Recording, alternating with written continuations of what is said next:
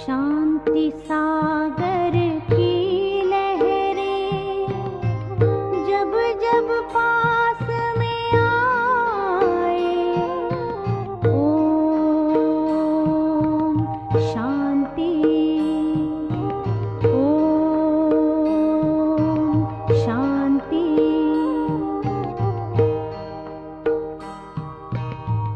शांति सागर की जब जब पास में आए, मन हो शांत तन हो शीतल, पावन सुख बरसाए, पावन सुख बरसाए। शांति सागर की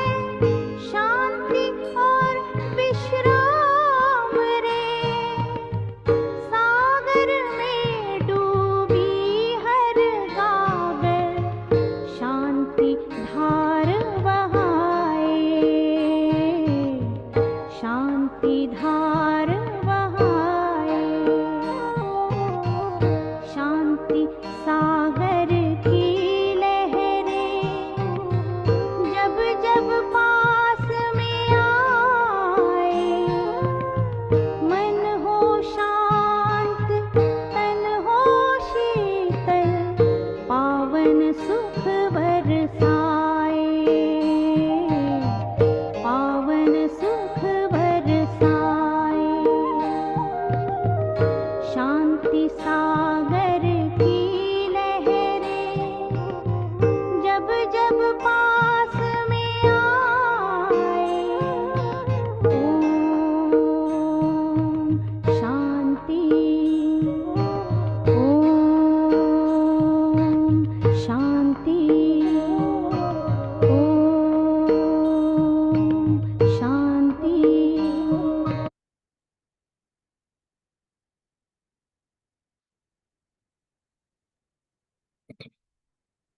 ओम शांति। Good morning. सो आज बाबा अपने वारिस बच्चों से मिलने के लिए आए हैं। बाबा चाहते हैं कि मेरे सब बच्चे मेरे वारिस बच्चे बन जावे। वारिस किसको कहते हैं? जो बाबा से पूरा पूरा वर्षा लेने वाले हैं, जो बाबा की श्रीमत पर एक्यूरेट चलने वाले हैं, जो बाबा का अपने कर्मों के द्वारा, चलन के द्वारा नाम प्रत्यक्ष करने वाले हैं, वो है बाबा के वारिस बच्चे। तो बाबा कहते उन वारिस बच्चों के जीवन में कौन कौन सी विशेषताएं होंगी? तो बाबा कहते हैं कि मेरे वारिस बच्चे जो होंगे वो बाबा का ज्ञान बहुत अच्छी तरह से, सच्चे दिल से किसी के साथ शेयर करेंगे, औरों को भी ज्ञानी बना देगा। जैसे बाबा उदाहरण देते ना बमरी का, वो भी कीड़े को आप समान बना देती है। तो हमें भी दुनिया के लोगों को ज्ञान की भू भू करके उन्हें भी पहले आप समान बनाना है, हमारे जैसा बनाना है, फिर उनको बाप समान बनाना है। तो ये जो कार्य है वो बाबा के वारिस बच्चे करेंगे। फिर बाबा कहते हैं कि जो वारिस बच्चे हैं वो निरंतर ज्ञान धन का दान करते रहेंगे, फिलांथ्रोपिस्ट होंगे। बहुत बड़े ते बड़े वो बाबा के बच्चे महादानी होंगे।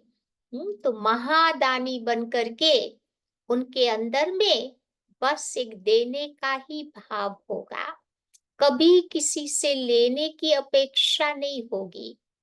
तभी तो बाबा कहते ना किसी से जीरो एक्सपेक्टेशंस रखो, क्योंकि थोड़ी भी अगर मैंने किसी से अपेक्षाएं रखी, एक्सपेक्टेशंस रखी, फिर वो हमारी एक्सपेक्टेशंस पूरी नहीं होती है, तो बाबा कहते अंदर में फ्रस्ट्रेशन आती है और ही आत्मा दुखी बन जाती है। इसीलिए बाबा कहते जीरो एक्सपेक्टेशंस, मेरा काम है देना, देने में ही लेना समाया हुआ है। फिर बाबा कहते जो मेरे वारिस बच्चे होंगे उनके जीवन में कोई प्रकार के भूतों की उथल पाथल नहीं होगी। कभी कभी देखते ना विकारों के भूत अंदर में आ जाते हैं, फिर हमारे से वो गलत काम करवा देते हैं। तो ये विकारों के भूत के आने का कारण है बॉडी कॉन्शियसनेस, देह भान में आ जाते हैं। लेकिन बाबा के वारिस बच्चे बार बार अभ्यास करते रहेंगे देही अभिमानी बनने का, जिस कारण कोई विकारों का भूत उनके जीवन में नहीं होगा। भूतनाथ बाबा उसको अच्छी तरह से याद करते रहेंगे तो सारे भूत फिर भाग जाएंगे। क्योंकि एक भूत आता है ना तो इन लोगों की बहुत अच्छी यूनिटी होती है, पूरे फैमिली को लेकर के आते हैं, और सारे विकार भी उससे आ जाते हैं। इसीलिए बाबा कहते ज्ञान योग की धुनी सदा लगा के रखनी है, तो ये सारे भूत भाग जाएंगे। फिर बाबा के जो वारिस बच्चे होते हैं, वो बाबा की श्रीमत पर एक्यूरेट चलने वाले होते हैं। वो कभी पर मत, कभी मन मत, कभी जन मत पर नहीं चलते हैं। बाबा की श्रीमत पर चलने से जीवन में सफलता प्राप्त होती है। फिर बाबा कहते कि जो बाबा के वारिस बच्चे, उनके जीवन में त्याग की भावना होती है। क्योंकि त्याग से ही हमारा भाग्य बनता है। बिना त्याग के भाग्य नहीं बन सकता। तो त्याग भी किसका, कल देखा था ना हमने, देह भान का, देह के संबंधों का, देह के धर्मों का, देह के पदार्थों का, देह को आकर्षण करने वाली जो चीजें हैं, सब से मुझे वैरागी बनना है। तो हमारे पूरे साइकिल का भाग्य इसी छोटे समय में, संगम युग में, हम बना करके पद्मा पदम भाग्यशाली आत्मा बन जाएंगे। फिर बाबा के जो वारिस बच्चे होते हैं, उनका पढ़ाई पर बहुत अच्छा ध्यान रहता है। पढ़ाई पढ़ते अपने को क्या समझते हैं, गॉडली स्टूडेंट। मेरा बाबा ही मेरा सुप्रीम टीचर है। तो बाबा कितना दूर से, परम धाम से रोज रोज हमें पढ़ाने के लिए आते हैं ना।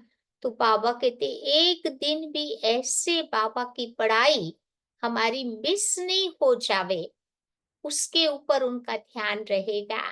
या फिर बाबा के जो वारिस बच्चे होते हैं, बाबा से जो प्रॉमिस करेंगे वो पूरा करके अपने जीवन में उसको निभाएंगे। दुनिया में भी जो सच्चे भगत होते हैं ना, कभी अपने जीवन में प्रॉमिस को नहीं तोड़ते हैं। तो ऐसा मुझे भी बाबा के साथ दृढ़ संकल्प करना है। प्राण जाए पर वचन न जाए, ऐसी दृढ़ता बाबा के वारिस बच्चों में होती है। और यही दृढ़ता, डिटर्मिनेशन, उनको अपने जीवन में सफलता को प्राप्त कराती है। फिर बाबा के जो वारिस बच्चे होते हैं, वो ब्रह्मा बाबा की तरह एग्जाम्पल, सैंपल बन करके रहने वाले होते हैं। कहते हैं ना, वॉक अवर टॉक। क्योंकि उनके जीवन से ही आत्माओं को वो संदेश देने वाले होते हैं। फिर बाबा के वारिस बच्चे जो होते हैं, उनके अंदर सदैव कल्याण की भावना होती है। सोचते हैं कि विश्व की सब आत्माओं का कल्याण हो जावे, उनका भी बाबा के साथ कनेक्शन जुट जावे, और वो भी बाबा से अपना वर्षा ले लेवे। फिर बाबा के जो वारिस बच्चे होते हैं ना, उनका पुरुषार्थ भी एकदम कांस्टेंट अटेंशन वाला होता है। कभी टेंशन में नहीं बदलता है, अटेंशन जरूर रहता है। कहते हैं ना कि कई बार हम पुरुषार्थ शुरू करते हैं, थोड़ा किया, फिर हमारी गाड़ी चलते चलते रुक जाती है, फिर किसी ने धक्का लगाया, गाड़ी चलना शुरू हो गई। ऐसा नहीं। एक बार मैंने बाबा को समझ लिया, बाबा का ज्ञान समझ लिया, तो फिर वो पुरुषार्थ मेरा कांस्टेंट होना चाहिए, प्रिडिक्टेबल होना चाहिए, या अनप्रिडिक्टेबल नहीं होना चाहिए। तो ऐसा निरंतर पुरुषार्थ करने वाले बाबा के बच्चे, वारिस बच्चे बन करके बाबा से पूरे पूरा वर्षा वो बाबा से ले सकते हैं। तो आइए सुनते हैं, आज बाबा ऐसे वारिस बच्चों को बहुत प्यार से याद कर रहे हैं। तो आज की बाबा की मुरली है 12 जून की। तो बाबा कहते, मीठे बच्चे, बाबा उस रथ में आते हैं जिसने पहले पहले भक्ति शुरू की। द्वापर युग में राजा विक्रमादित्य, वही ब्रह्मा बाबा की आत्मा थी। तो पहले पहले उनको विजन होता है, साक्षात्कार होता है उस ज्योति बिंदु का। फिर उसने बाबा का फिर वो पहला पहला मंदिर बनाया सोमनाथ, जहाँ पूरे कोहिनूर डायमंड का शिवलिंग बना हुआ था। तो पहले पहले भक्ति बाबा ने शुरू की। जो नंबर 1 पूज्य था वो पुजारी बना। तो ये राज सभी को स्पष्ट करके सुनाओ, दुनिया वालों को बताओ, कि कैसे हम आत्माएं सतयुग त्रेता में पूज्य थी, फिर द्वापर युग आते आते पुजारी बन गई। आज का प्रश्न है, बाबा अपने वारिस बच्चों को कौन सा वर्षा देने आए हैं? वारिस बच्चों को ही बाबा देता है। बाकी तो सब नंबर वाइज अपनी कैपेसिटी अनुसार जरूर बाबा से वर्षा लेते। तो बाबा सुख, शांति, प्रेम का सागर है। यही सारा खजाना वो तुम्हें विल करते हैं, बाबा हमें देते हैं। तो ऐसा बाबा विल कर देते हैं जो 21 जन्म तक तुम खाते रहते हो, उसका भाग्य सतयुग त्रेता तक अनुभव करते। वो खुट नहीं सकता। तुम्हें कौड़ी से हीरे जैसा बना देते हैं। तुम बाप का सारा खजाना योग बल से लेते हो। योग के बिना बाबा का खजाना मिल नहीं सकता। बाबा के पास जो जो खजाने हैं ना, वो कहते हैं ना, अली बाबा 40 चोर की कहानी है ना, तो शुभ बाबा हमारा अली बाबा है। हम हो गए 40 चोर, 40 से भी ज्यादा है, जो बाबा का खजाना ले रहे हैं। कहते हैं ना, वो सिम सिम खुल जा, खजाना खुल जाता था। तो हम कौन सी चाबी यूज करते हैं? दिल से कहते हैं मेरा बाबा, और खजाना खुल जाता। ओम शांति। शिव भगवान उवाच। अब शिव भगवान निराकार को तो सभी मानते हैं। एक ही निराकार शिव है जिनकी सब पूजा करते हैं। बाकी जो भी देहधारी है उनका तो साकार रूप है। तो पहले पहले निराकार आत्मा थी, फिर साकार बनी। साकार बनती है, शरीर में प्रवेश करती है, तब उनका पाठ चलता है।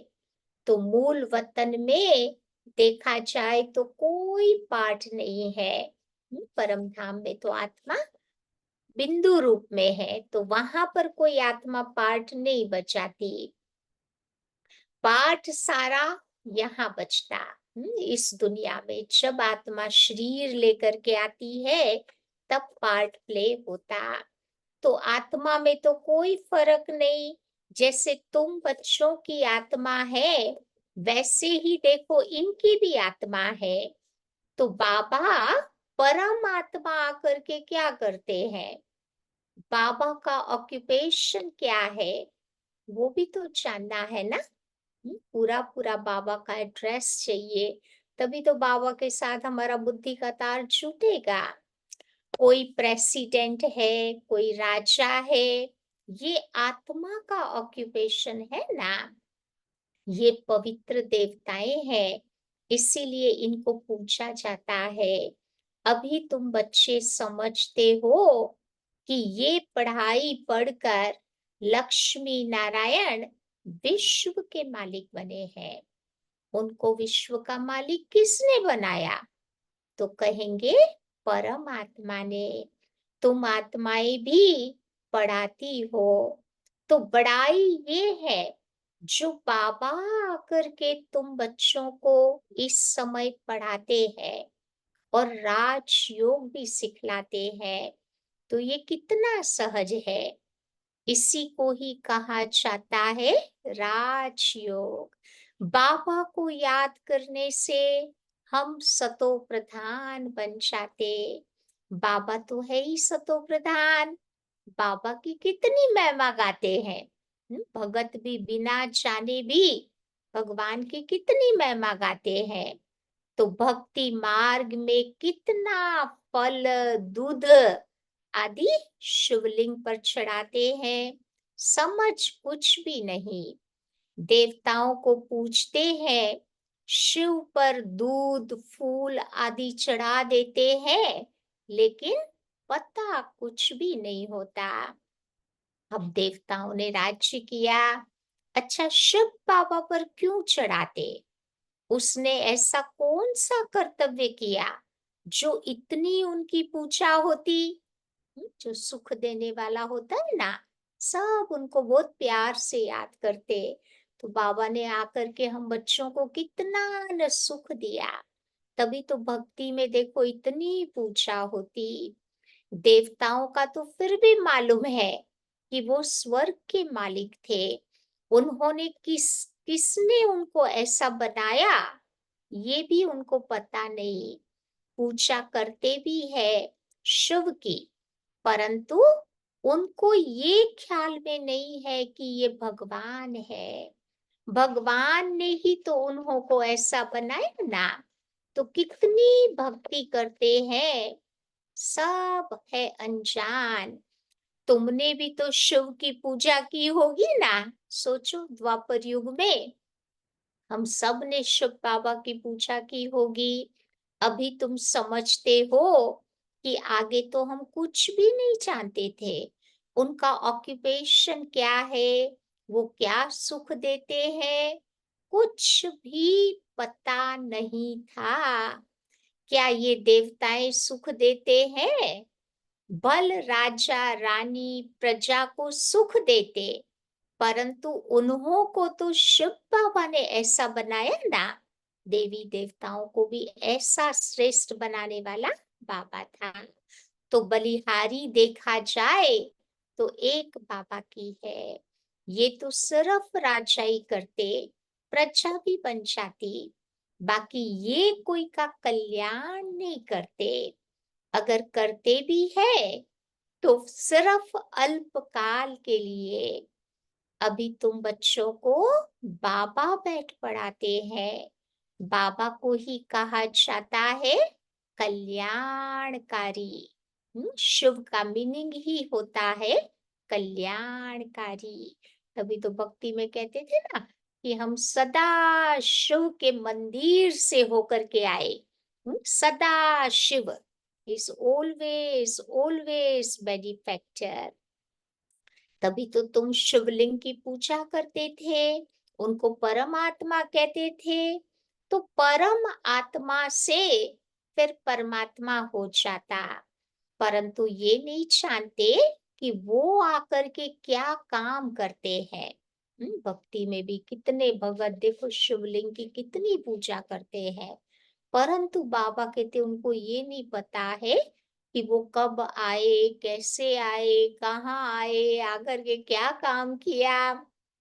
तो बाबा कहते बस उनको सर्वव्यापी कह देते हैं, या तो कह देते हैं कि वो नाम रूप से न्यारा है। तो फिर उस पर दूध आदि चढ़ाना तो शोभता नहीं है। उसका नाम भी न हो, रूप भी न हो, तो बाबा कहते दूध आदि क्यों चढ़ाते हैं। आकार है तब तो उसके पर चढ़ाते हैं ना। तो उनको निराकार तो कह नहीं सकते। तुमसे मनुष्य बहुत आर्ग्यू करते हैं, बाबा के आगे आकर के भी आर्ग्यू करेंगे, फालतू तुम्हारा मत्था खपाएंगे, फायदा कुछ भी नहीं है। परंतु फिर भी ये सब बातें समझाना तुम बच्चों का काम है। तुम बच्चे जानते हो बाबा ने हमको कितना ऊंचा बनाया। तो ये पढ़ाई है ना, बाबा ही समझो तुम्हारा टीचर बन करके तुम बच्चों को ये पढ़ाई पढ़ाते हैं।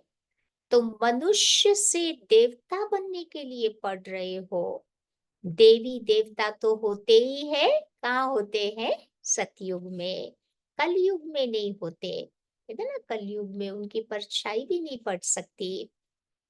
तो राम राज्य ही नहीं जो पवित्र रह सके। देवी देवता थे, फिर धीरे धीरे वाम मार्ग में चले जाते हैं। द्वापर आते आते वो देह भान में आ गए। फिर इन्होंने उल्टा रास्ता पकड़ लिया। बाकी जैसे चित्र दिखाए हैं ऐसे नहीं है। जगन्नाथ मंदिर में तुम देखेंगे तो काले काले चित्र दिखाए हैं। सब मूर्तियां आपने देखी होगी ना, काली काली दिखाई है। बाबा तो कहते हैं बच्चे माया जीते जगत जीत बनो। तो उन्होंने फिर जगतनाथ नाम तो रख दिया है लेकिन गंदे गंदे चित्र दिखाए हैं। जब देवताएं वाम मार्ग में गए तो काले पड़ गए। एक्चुअली उनकी आत्मा पतित बन गई, काली बन गई। तो इन्होंने उनकी मूर्तियों को काला बना दिया। कहते ना, जैसी दृष्टि वैसी सृष्टि। फिर उनकी बैठ पूजा करते रहते हैं। मनुष्यों को कुछ भी पता नहीं कि कब हम पूज्य थे। 84 जन्मों का हिसाब किसी की भी बुद्धि में नहीं है।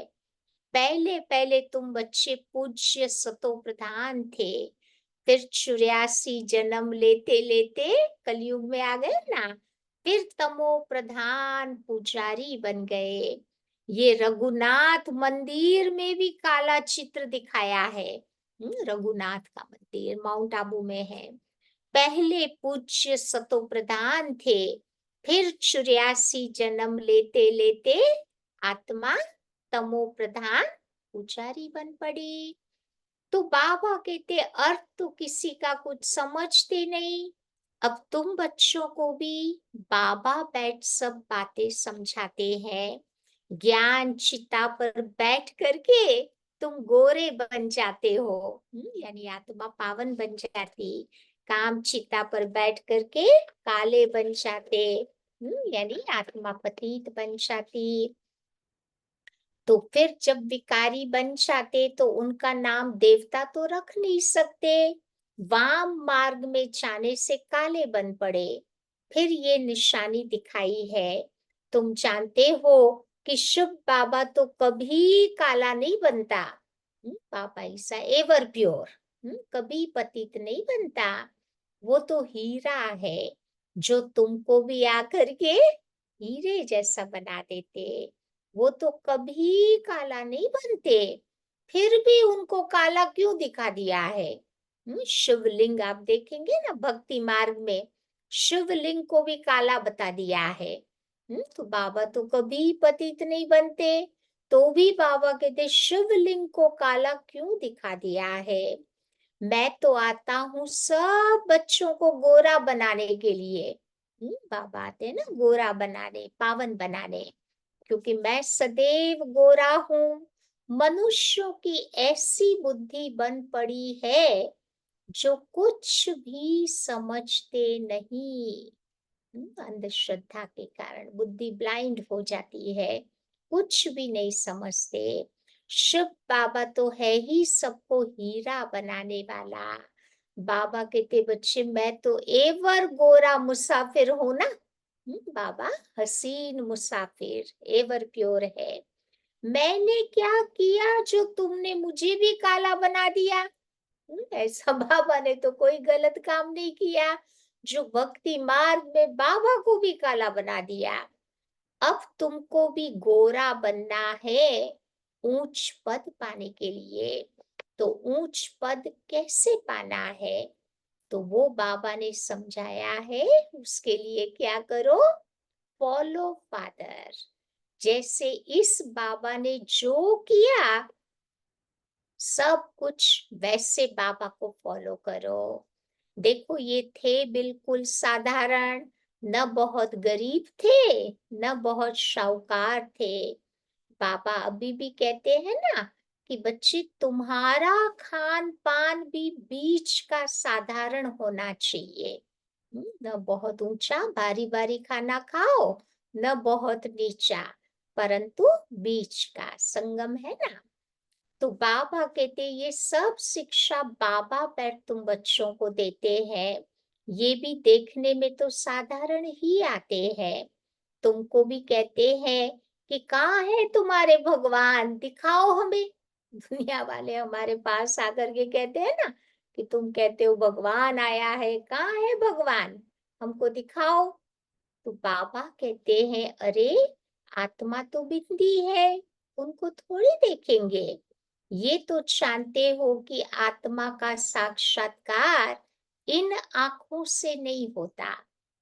आत्मा को देखना है ना, तो भी बाबा कहते हैं तीसरा नेत्र चाहिए। बाबा को भी देखना है तो तीसरा नेत्र चाहिए, इन आंखों से नहीं देख सकते। तुम भी कहते हो ना कि भगवान पढ़ाते हैं, तो जरूर कोई शरीरधारी होगा। अब निराकार आकर के कैसे पढ़ाएंगे? मनुष्यों को कुछ भी पता नहीं है। जैसे तुम आत्मा हो, शरीर के द्वारा पार्ट बचाते हो, तो आत्मा ही तो पार्ट बचाती है ना, और आत्मा ही बोलती है इस शरीर के द्वारा। तो आत्मा उवाच हो गया ना, परंतु आत्मा उवाच शोभता नहीं है। उवाच माना बोलना, तो ये शब्द शोभता नहीं है। आत्मा तो वानप्रस्थ है, वाणी से परे है। उवाच तो शरीर के द्वारा करेगी ना, आत्मा बोलेगी तो शरीर के द्वारा बोलेगी, आत्मा थोड़ी बोलेगी बिना शरीर के। तो वाणी से परे सिर्फ आत्मा रह जाती है। वाणी में आना है तो जरूर शरीर चाहिए। बाबा भी तो देखो बच्चे ज्ञान का सागर है ना, तो वो भी तो किसी के शरीर का आधार लेगा ना। बाबा पॉइंट ऑफ लाइट है, तो बाबा को भी कुछ बताना होगा, अपना कार्य करना होगा, तो बिंदु कैसे काम करेगा? उसको कोई शरीर का, प्रकृति के तत्वों का आधार लेना पड़ेगा। और जिसका वो आधार लेता है उसको रथ कहा जाता। नहीं तो बताओ बाबा सुनाए कैसे? तो बाप पतित से पावन बनने की बच्चों को शिक्षा देते हैं, प्रेरणा की बात नहीं। परम धाम में बैठे बैठे बाबा नहीं बताता है, खुद नीचे आकर के बताता है। तो भी इतना कंफ्यूजन होता। सोचो परम धाम में बैठे बैठे करता तो कर ही नहीं सकते थे। तो बाबा आए कैसे, किसके शरीर में आए? आएगा तो जरूर मनुष्य में ही। किस मनुष्य में आए ये कोई को पता नहीं है सिवाय तुम्हारे। तो रचयिता खुद ही बैठ अपना परिचय देते हैं कि मैं कैसे और किस रथ में आता हूँ। बच्चे तो जानते हैं कि बाबा का रथ कौन सा है। बहुत मनुष्य मूंझे हुए हैं, किस किस का रथ बना देते हैं। जानवरों में तो वो आ ही नहीं सकता। भक्ति में वो 12 अवतार बताया है ना, 12 अवतार। फिर कहते मछली में वो आता है, क्रोकोडाइल में आता है। तो इन सब का बाबा कहते वो मनुष्य का उद्धार करने आता है ना, जानवरों का थोड़ा उद्धार करने आता। अगर उनके तन में आता तो उनकी भाषा कौन समझता? तो बाबा तो कहते हैं कि मैं किस मनुष्य तन में आऊं, ये तो समझ नहीं सकते। बाबा को आना भी है, कहाँ आते हैं बाबा? भारत में, क्योंकि भारत अविनाशी खंड है, भगवान की जन्मभूमि कर्म भूमि है। तो भारतवासियों में भी मैं किसके तन में आऊं? क्या प्रेसिडेंट या साधु महात्मा के रथ में बाबा आएगा?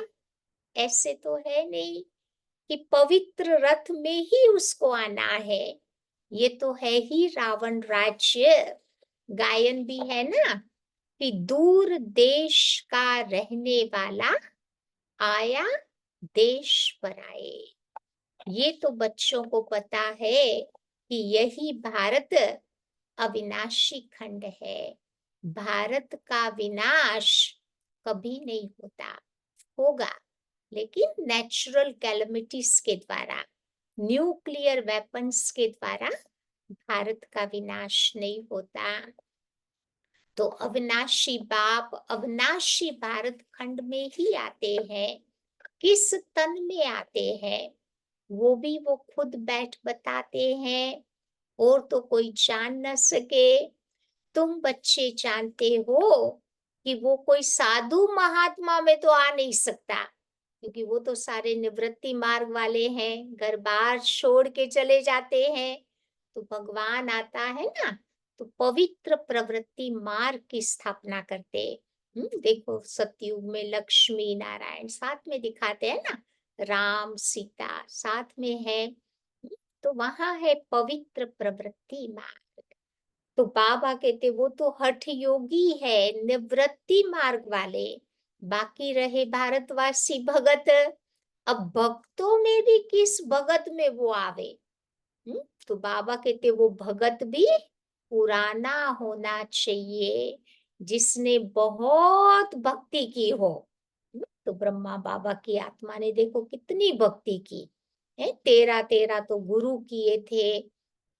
कितना बाबा पूजा पाठ दान पुण्य यज्ञ वगैरह कितना करते थे।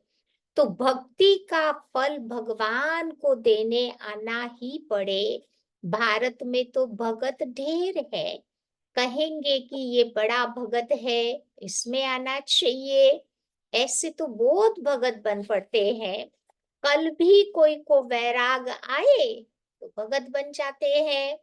तो वो तो इस जन्म का भगत हो गया ना, उसमें तो बाबा आएगा नहीं। बाबा कहते बच्चे मैं उसमें आता हूँ जिसने पहले पहले भक्ति शुरू की। द्वापर युग की शुरू शुरू में ब्रह्मा बाबा ने भक्ति शुरू की थी। द्वापर से लेकर के भक्ति शुरू हुई। ये हिसाब किताब कोई समझ न सके। बाबा तुम बच्चों को कितनी गुप्त बातें बताते हैं। बाबा कहते हैं कि बच्चे मैं आता हूँ उसमें जो पहले पहले भक्ति शुरू करते हैं। नंबर 1 जो पूज्य था वही फिर नंबर 1 पुजारी भी बनेगा।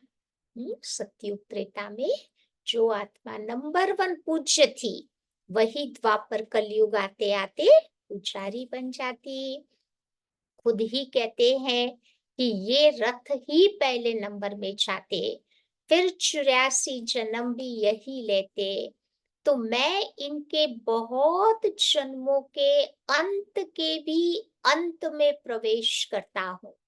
बाबा का 84वां जन्म लास्ट जन्म जब होता है तब शुभ बाबा प्रवेश करता। फिर इनको ही नंबर 1 राजा बनना है। यही बहुत भक्ति करते थे। भक्ति का फल भी इनको ही मिलना चाहिए। तो बाबा दिखाते हैं कि बच्चों को कि देखो ये भी मेरे पर कैसे वारी गया। जैसे शुभ बाबा ने ज्ञान सुनाया ना, तो एकदम ब्रह्मा की आत्मा शुभ बाबा पर सरेंडर हो गई। इतने ढेर बच्चों को खिलाने के लिए सिखलाने के लिए धन भी तो चाहिए। 14 साल तक बाबा ने सिंध कराची में 250 बच्चे आए थे, सबकी बहुत अच्छी तरह से पालना की। तो ये ईश्वर का रचा हुआ यज्ञ है। खुदा इसमें बैठ रुद्र ज्ञान यज्ञ रचते हैं। इसको ही पढ़ाई कहा जाता। तो रुद्र शिव बाबा जो ज्ञान का सागर है, उसने ये यज्ञ रचा है ज्ञान देने के लिए। तो राजस्व स्वराज्य पाने के लिए ये यज्ञ है। कहते हैं ना राजस्व अश्वमेघ अविनाशी रुद्र गीता ज्ञान यज्ञ। जो बाबा इस समय इस यज्ञ की स्थापना करते। यज्ञ में वो लोग तो आहुति आदि बहुत डालते हैं। दुनिया के जो यज्ञ होते हैं ना, उसमें घी तल जव कितनी आहुति पड़ती है। घी तल जव वो किसका यादगार है? कि भगवान जो यज्ञ रचते हैं उसमें मुझे तन मन धन से समर्पित होने की यादगार, वो है तिल, जव और घी जो यज्ञ में पड़ता है। अब तुम बच्चे तो पढ़ाई पढ़ते हो, कौन सी आहुति इस यज्ञ में डालते हो? बाबा के इस यज्ञ में हम अपने विकारों की आहुति डालते। तुम जानते हो हम पढ़कर होशियार हो जाएंगे, फिर ये सारी दुनिया इसमें स्वाहा हो जाएगी। यज्ञ में भी पिछाड़ी के टाइम जो भी सामग्री है सब डाल देते हैं, जो भी बचा खुचा माल होता है ना लास्ट में, वो सारा यज्ञ में वो डाल देते हैं। तो ये सारी पुरानी दुनिया की आहुति पड़ जाएगी। तो तुम बच्चे जानते हो कि बाबा बैठ हमको पढ़ा रहे हैं। बाबा तो है बहुत साधारण, मनुष्य क्या जाने। उन बड़े बड़े आदमियों की तो बहुत बड़ी महिमा होती है। बाबा तो बहुत साधारण सिंपल बैठा हुआ है। ब्रह्मा बाबा का जीवन कितना सिंपल था, कितना ऑर्डिनरी था। सिंपल लिविंग, हाई थिंकिंग, वो बाबा के जीवन में दिखाई देता था। संस्कारों की रॉयल्टी दिखाई देती थी। ड्रेस बिल्कुल साधारण था। तो बाबा कहते हैं कि वो है सर्वशक्तिवान बाप, इसमें शक्ति है। और वो शक्ति आई कहाँ से? तो जब बाबा ने इनमें प्रवेश किया। जो उनका खजाना वो ऐसे ही थोड़ी दे देते हैं। तुम बच्चे वो खजाना बाबा से कैसे लेते हैं? अपने योग बल से। तो बाबा सर्वशक्तिवान हो गया ना। परमात्मा को सर्वशक्तिवान क्यों कहते हैं, ये भी कोई नहीं जानते। तो बाबा आकर के तुम बच्चों को ये सब बातें बैठकर समझाते हैं। बाबा कहते हैं मैं जिनमें प्रवेश करता हूँ, इसमें भी पूरी जंख चढ़ी हुई थी। हम्म, ब्रह्मा बाबा के शरीर में आते हैं ना बाबा, तो बाबा कहते हैं इसकी आत्मा भी, उसके पर भी कट चढ़ी हुई थी। तो बाबा कहते ये पुराना देश, पुराने शरीर, उसके बहुत जन्मों के अंत में मैं आता हूँ। और ऐसी कट चढ़ी थी जो कोई उतार न सके। आत्मा बिल्कुल रस्टी बन गई थी। उसके लिए चाहिए पावरफुल मैग्नेट। तो बाबा is a very powerful magnet. उसके साथ का हमारा ये जो कनेक्शन तार लिंक है, उससे बाबा कहते वो रस्ट उतरती गई। तो तुम्हारी कट उतारने वाला एक ही सतगुरु है, और तो कोई उतार न सके। वो एवर प्योर है। ये तुम बच्चे समझते हो। तो ये सब बातें बुद्धि में बिठाने के लिए टाइम चाहिए। तुम बच्चों को बाबा सब कुछ व्हील कर देते हैं। बाबा है ज्ञान का सागर, बाबा है शांति का सागर। सारा विल कर देते हैं बच्चों को। बाबा आते भी है पुरानी दुनिया में, प्रवेश भी उसमें करते हैं जो हीरे जैसा था, फिर कौड़ी जैसा बन गया। द्वापर कलयुग में आते आते हमारी आत्मा कौड़ी जैसी बन गई। वो भले इस समय करोड़पति है, परंतु है अल्पकाल के लिए। दुनिया के करोड़पति कभी भी रोडपति भी बन जाते हैं, पता थोड़ा चलता है। कभी भी बाबा कहते हैं क्या का क्या हो जाता है। तो बाबा कहते हैं सब कुछ खलास हो जाएगा। वर्थ पाउंड तो तुम बच्चे बनते हो। अभी तुम भी स्टूडेंट हो, ये भी स्टूडेंट है। ये भी बहुत जन्मों के अंत में है। तो इसके ऊपर भी कट चढ़ी हुई है। जो बहुत अच्छा पढ़ते, उसमें भी बाबा कहते कट चढ़ी हुई है। तो वही सबसे पतित बनते, उनको ही बाबा आकर के पावन बनाते। तो ये ड्रामा बना हुआ है। बाबा तो तुम बच्चों को रियल बातें आकर के बतलाते हैं। बाबा है ट्रुथ, वो कभी उल्टा नहीं बतलाएंगे। बाबा कभी उल्टी शिक्षा नहीं देंगे। ये सब बातें मनुष्य कोई समझ न सके, और तुम बच्चों के बिगर मनुष्यों को भी कैसे पता पड़े। अच्छा, मीठे मीठे सिकिलते बच्चों प्रति मात पिता बाप दादा का याद प्यार और गुड मॉर्निंग। रूहानी बाप की रूहानी बच्चों को नमस्ते। रूहानी बच्चों की रूहानी बाप को नमस्ते।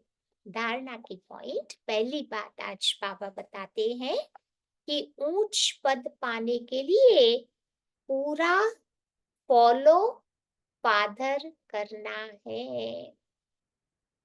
सब कुछ बाप के हवाले कर ट्रस्टी होकर के संभालना है।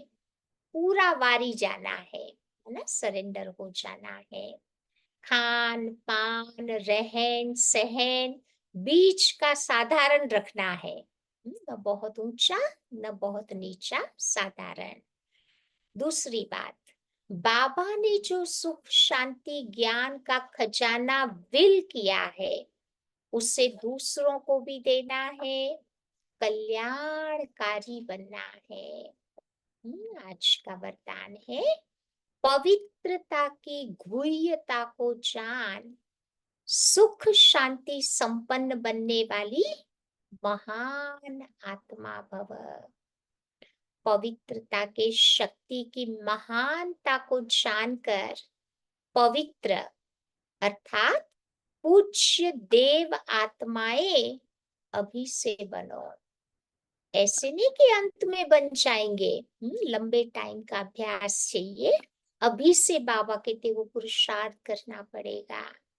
ये समय, ये बहुत समय की जमा की हुई शक्ति अंत में काम में आएगी। पवित्र बनना कोई साधारण बात नहीं है। देखो आजकल दुनिया में ब्रह्मचारी भी रहते हैं। पवित्रता ही जननी है। Purity is the mother of peace and happiness. अगर सुख शांति चाहिए तो पवित्रता चाहिए। उसके बिना जीवन में सुख शांति नहीं आ सकती। तो चाहे संकल्प से, चाहे वृत्ति से, वायुमंडल से, वाणी से, संपर्क से सुख शांति की जननी बनना, इसको कहते हैं महान आत्मा बनना। हमारे संकल्प किसी को शांति का अनुभव करावे, हमारी वृत्ति, वायुमंडल, हमारी वाणी, संपर्क सब सुख शांति का अनुभव करावे, उसको बाबा कहते महान आत्मा कहेंगे। स्लोगन, ऊंची स्थिति में स्थित होकर सर्व आत्माओं को रहम की दृष्टि दो और वाइब्रेशंस फैलाओ। हमारी स्थिति ऊंची होगी तो बाबा कहते हमारे द्वारा अन्य आत्माओं को भी अच्छे वाइब्रेशंस मिलेंगे। ये भी तो एक बहुत अच्छी सेवा हो गई ना। आज की अव्यक्ति पॉइंट है 12 तारीख की। जैसे साइंस का यंत्र गर्मी या सर्दी का वायुमंडल बना देता है ना, ठंडी में हम ऑन कर देते हैं हीटर, गर्मी में एसी ऑन करते हैं, ऐसे आप मास्टर सर्वशक्तिवान आत्माएं अपने साइलेंस अर्थात याद की शक्ति से, अपने लगन की स्थिति द्वारा जो भी वायुमंडल व वाइब्रेशंस फैलाना चाहो वो फैला सकते हो। तो इसके लिए प्रैक्टिस करो, अपने निजी स्वधर्म में स्थित होकर सुख शांति व शक्ति का वायुमंडल बना दो, और उस वायुमंडल में जो भी आत्माएं आए वो महसूस करे कि यहाँ तो बहुत सुख शांति वह शक्ति प्राप्त हो रही है। तभी तो बाबा के घर में आते हैं ना, तो लोग इन सारी चीजों का अनुभव करते हैं, क्योंकि बाबा कहते वायुमंडल पावरफुल होता है। तो जहां भी रहे, चाहे अपना घर हो चाहे बाबा का घर हो, ऐसा वायुमंडल बनाने की हम सेवा करें, तो घर घर भी मंदिर बन जाएगा। तो ऐसे ही बाबा कहते स्वर्ग आ जाएगा। ठीक है, तो आज क्या याद रखेंगे कि हम है बाबा के वारिस बच्चे। वारिस बन करके आज रहेंगे, सारा दिन अपने को वारिस की विशेषताएं सुनाते रहेंगे। तो आइए बाबा को याद करते हैं। कल गुरुवार है, तो कल मुरली इंग्लिश मुरली मैं पढ़ूंगी, तो हिंदी मुरली वेलिंगटन से होगी और इंग्लिश मुरली स्टार्ट होती है यहाँ पर ऑकलैंड में 5:30 बजे, 5:15 बजे भोग लगता है। ठीक है, तो फिर मिलते हैं।